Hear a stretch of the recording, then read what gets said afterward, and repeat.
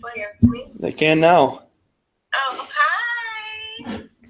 Hey guys, I'm a couple of seconds late because this one doesn't want to hang up. Go follow Limitless on Instagram.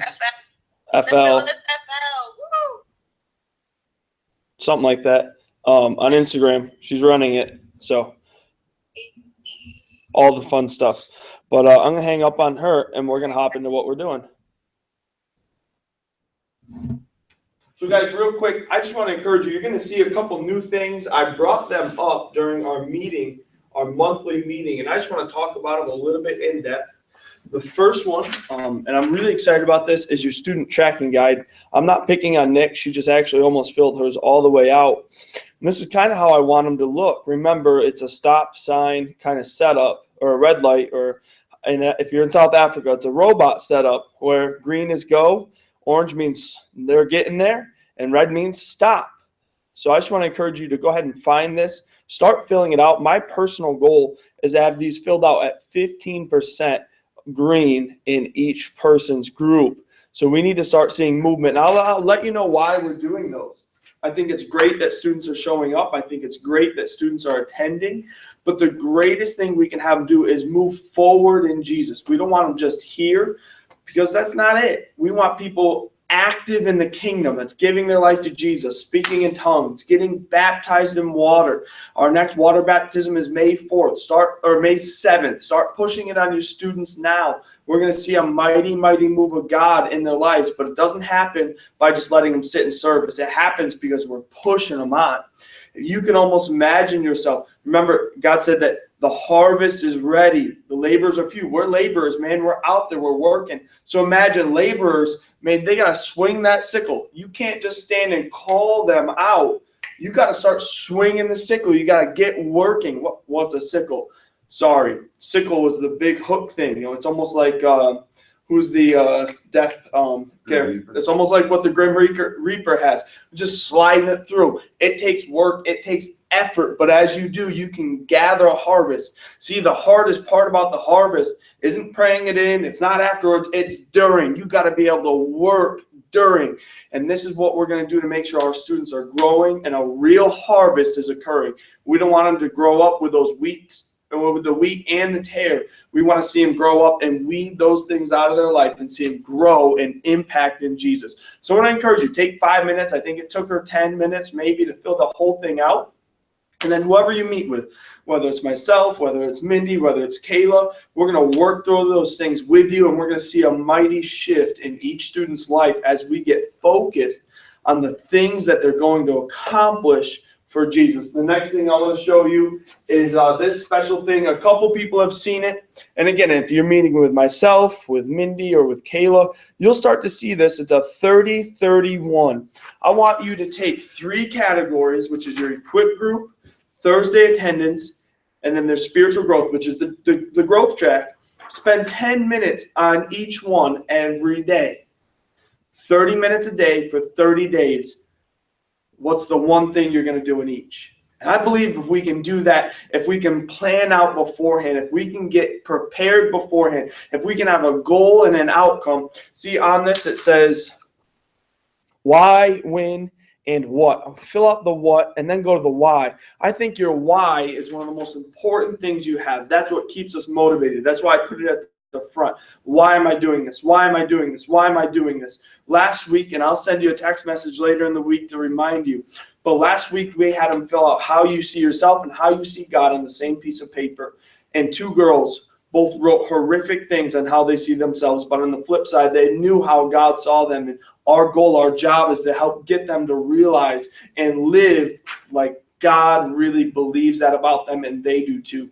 It was heartbreaking to read some of the things that they said. And I want to encourage you, that's why we're here, is to bring people who are in the darkness into the light. The first step is they know it. Now we got to get them to it. So we're going to be utilizing these 2 systems. And I'm really excited about these 2 systems because we're going to see real growth in the students. I want you to be laser focused on these 3 things in youth ministry. I want to see you go ahead and run it out. And it's going to be easier than just, we'll do this and this. No, run it out. Run these 3 things into the ground with them and see a mighty, mighty shift in their life. So I want to encourage you as you meet up with your leaders, as you meet up with whoever's mentoring you in your small group, these are the things that we're going to cover. These are the things we're going to go over. And these are the things that are going to help bring you a great success in ministry. Now, I have some goals that I want to share with you for this month.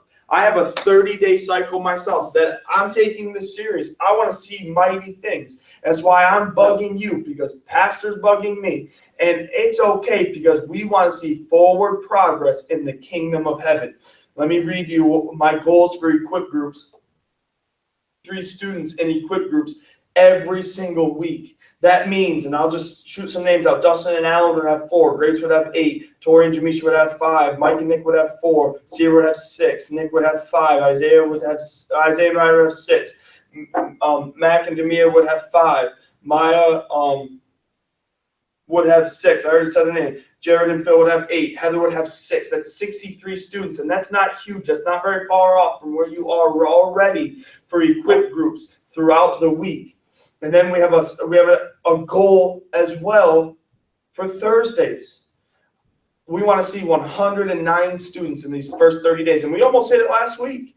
It wasn't the best attendance because it wasn't kids that were all in, but we almost hit that. We were 2 off. I want to encourage you, keep pushing. That means your average student attendance would only go up by 1 or 2 kids. I know that all of us can account for at least 1 more student to hear the gospel of Jesus Christ, so we can see these things start to grow and take form.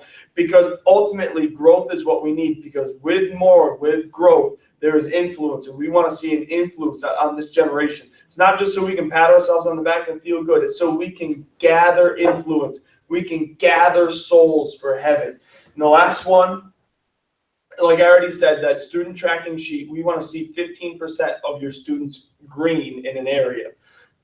So that's not a huge jump, but we're just starting it. Now I really want to see some mighty things happen in your students, because we know that healthy things grow. Jesus said it himself. He said those who are producing fruit, John 15, that he will prune, and you only prune so you can grow larger.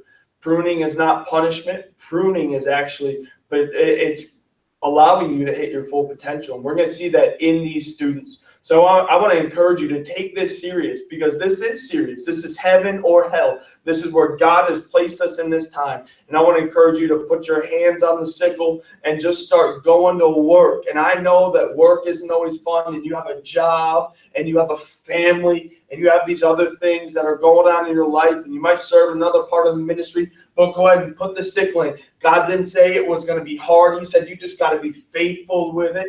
You got to be fellow with it, and we'll talk about that next week. And I want to encourage you, get your hands to the plow. Let's see increase in this place. I want to have 200 on Thursdays by the end of the year, 75 on Sundays, 12 full equip groups, healings daily, salvation daily, through our students and through you guys. So have a phenomenal day. Your homework is really easy.